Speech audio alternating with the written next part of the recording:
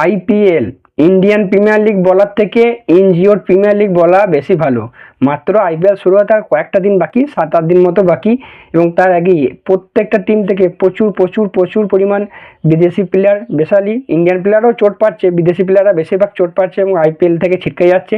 এবং যারা চোট পাচ্ছে না তারা নাকি আবার বিশেষ কারণের জন্য দেরিতে আসবে।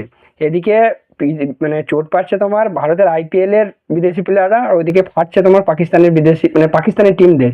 কারণ যখনই ভারতের বিদেশি প্লেয়াররা চোট পাচ্ছে অন্যদিক তখনই তাদের রিপ্লেসমেন্ট হিসেবে পাকিস্তানে যে সমস্ত বিদেশি প্লেয়ারদের খেলার কথা আছে তাদেরকে ডেকে নিয়ে চলে আসছে এবং সেই সমস্ত প্লেয়াররা পিএসএল ছেড়ে দিয়ে আইপিএলে খেলতে আসছে। তো যাই হোক, এই আজকের ভিডিওতে এই ইনজুরি নিয়েই প্রচুর আপডেট আছে, কারণ প্রত্যেকটা টিম থেকে প্রচুর পরিমাণে প্লেয়ার ইনজিওর্ড হয়েছে এবং তাদের রিপ্লেসমেন্টও খুব শীঘ্রই আসতে চলেছে। তো সেই নিয়ে এই ভিডিওতে কথা বলবো, ভিডিওটা শেষ পর্যন্ত দেখবে। এরকমই ক্রিকেট রিলেটেড, আইপিএল রিলেটেড যে কোনো নিউজের জন্য চ্যানেলটাকে সাবস্ক্রাইব করে নেবে। তার সঙ্গে ডেলি ছোট বড় যে সমস্ত আপডেট এসে থাকে সেই আপডেটের জন্য আমাদের টেলিগ্রামে যুক্ত হয়ে যাবে। সো চলো ভিডিওটা শুরু করা যাক। তো গত দুটো ভিডিওতে আমি বেশ কিছু প্লেয়ারের তোমার ইনজুরি আপডেট দিয়েছিলাম, যেমন Sam Curran, Nathan Ellis, Harshit Rana, Josh Hazlewood, Pat Cummins, এদের ইনজুরি আপডেট দুটো ভিডিওতে দিয়ে দিয়েছিলাম, তাই এদেরকে নিয়ে আলাদা করে কোনো কথা বলবো না। যদি না জেনে থাকো আগের দুটো ভিডিও দেখতে পারো, তোমরা সেখানে তার আপডেট পেয়ে যাবে।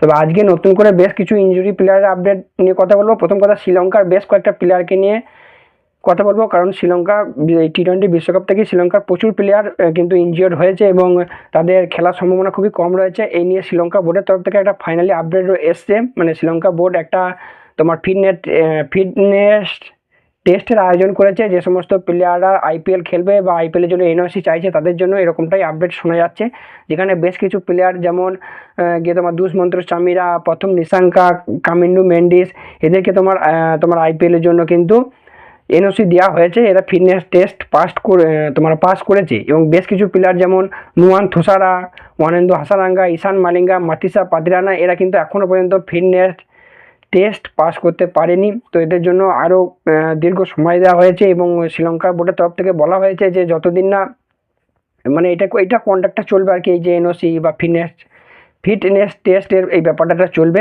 তো যতদিন না তারা পাস করছে ফিটনেস টেস্ট, তাদেরকে কিন্তু এনওসি দেওয়া হবে না আইপিএল খেলার জন্য। আমাদের পরবর্তী আপডেট দিল্লি ক্যাপিটালস টিমের তরফ থেকে, এবং সেখানে সবথেকে বড় নাম দিল্লি টিমের, সেটা হচ্ছে গিয়ে তোমার মিচেল স্টার্কও আইপিএলের বেশ কিছু ম্যাচ বলতে পারো প্রথম ফেজ মিস করতে চলেছে। যদিও তার ইনজুরি কোনো কারণ নেই, অস্ট্রেলিয়ান যে ক্রিকেট বোর্ড রয়েছে তাদের তরফ থেকে যে আপডেট এসেছে সেখানে বলা হয়েছে হেভি ওয়ার্কলোড ম্যানেজমেন্টের জন্য।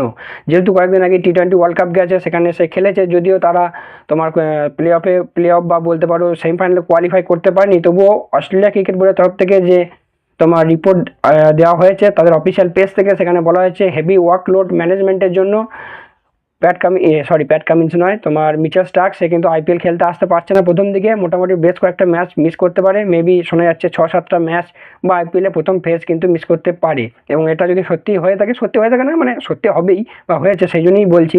তো অবশ্যই দিল্লি ক্যাপিটালস টিমের জন্য কিন্তু বড় ধাক্কা হতে চলেছে, কারণ তোমার মিচেল স্টার্কের মতো প্লেয়ার রিপ্লেসমেন্ট এবার তার হয়ে কে খেলবে সেটা দিল্লি টিমের কাছে অবশ্যই ব্যাকআপ আছে, দিল্লি টিমের কাছে ব্যাকআপ আছে, সেটা দিল্লি টিমকে দেখতে হবে। কিন্তু যেটা স্টার্ক যে তোমার ব্যালেন্সটা নিয়ে আসে টিমে, সেই ব্যালেন্সটা তো অন্য কোনো প্লেয়ার আনতে পারবে না, বা সে যেভাবে পারফর্ম করে সেরকম পারফরমেন্স করার মতো প্লেয়ার হয়তো দিল্লি টিমের নেই। তো যাই হোক, দিল্লি টিমের জন্য বড় ধাক্কা হতে চলেছে।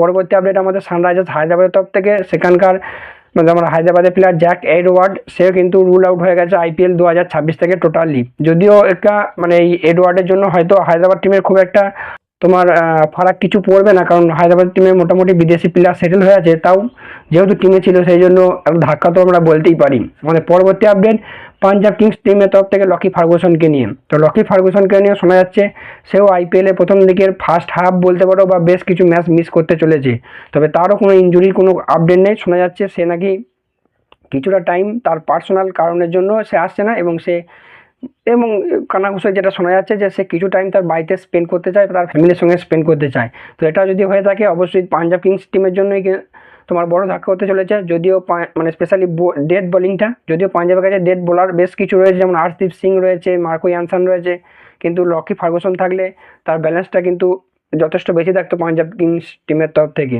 অবশ্য দেখা যাক কি হয় পাঞ্জাব কিংস টিমের তরফ থেকে, বা কবে আসে সেটা দেখার একটা বিষয়।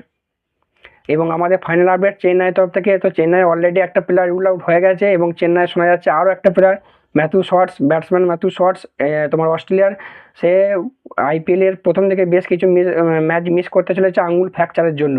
যদিও হয়তো ম্যাথিউ শর্টসের দরকার খুব একটা পড়বে না চেন্নাই টিমে, কারণ চেন্নাই টিমের ব্যাটিং লাইন আপ তোমার শর্ট হয়েই আছে।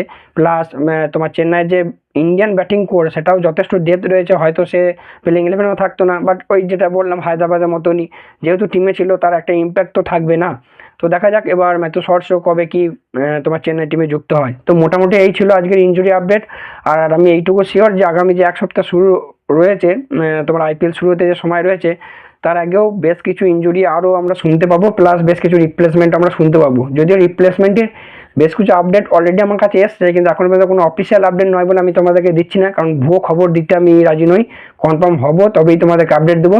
তো সেই আপডেটগুলো জানার জন্য চ্যানেলটিকে সাবস্ক্রাইব করে নিও। সো চলো দেখা হচ্ছে পরবর্তী ভিডিওতে।